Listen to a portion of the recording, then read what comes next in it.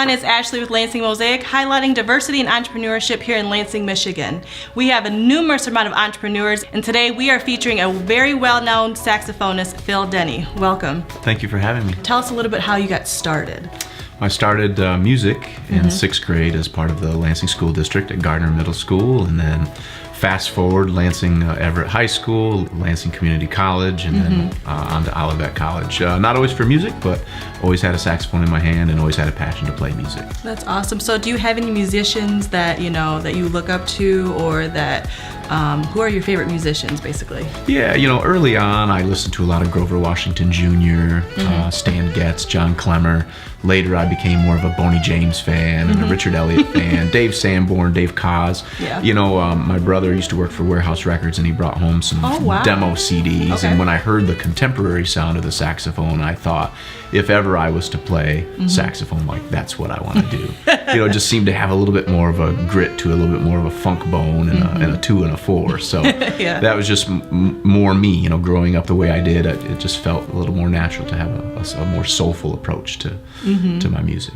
Now, as an entrepreneur, you're a very successful musician. Were there any challenges that helped you along the way and that you gained and it was an experience for you? Yeah, no one particular, stands out, but certainly, we have shortfalls. But the biggest thing is, to try and have any level of preparedness that you can, to have a plan, to know when you do fall, how to pick yourself back up again, how to ask the right questions, to surround yourself with people that can offer you valuable advice. So, whenever I do face those challenges, I just try to kind of dig deep and step back and reflect and think well, what does it take to either improve, get better, or correct a situation, for example. And I would encourage any, entrepreneur, any musician to really hone in on some level of business skill, marketing, a certain level of finance. But promotion is huge in our business. Branding is huge in our business. And I think that's important because you're your own brand, basically. Exactly. Yeah. You're the brander, you're the marketer, you're the booking agent. Sometimes you're having to wear multiple hats and kind of juggle responsibilities all at the same time. And that's the case with most entrepreneurs. Besides being the musician, what are some things that you like to do in Lansing when it's on your off time? Well, we live, work, and play downtown. So, you can often find me around the downtown areas. I'm kind of a night owl, so I do enjoy the nightlife. And for me, that's kind of where I get my thrill. So, whether I'm on the river, downtown, bike riding, I just try to be out and just experience life. And life in Lansing has been really good.